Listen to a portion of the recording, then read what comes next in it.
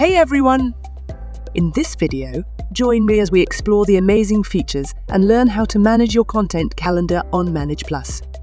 From here, you can click on Content Calendar. Here you see your scheduled and published tasks. Click here to preview the task.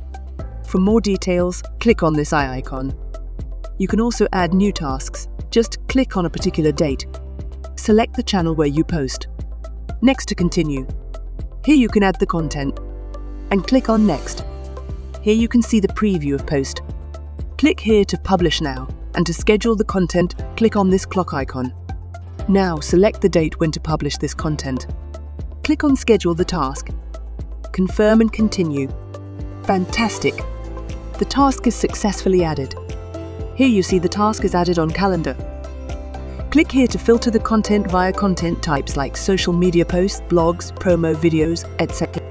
Click here to filter the content via a collection we call campaign-wise, and also filter by a signe and year.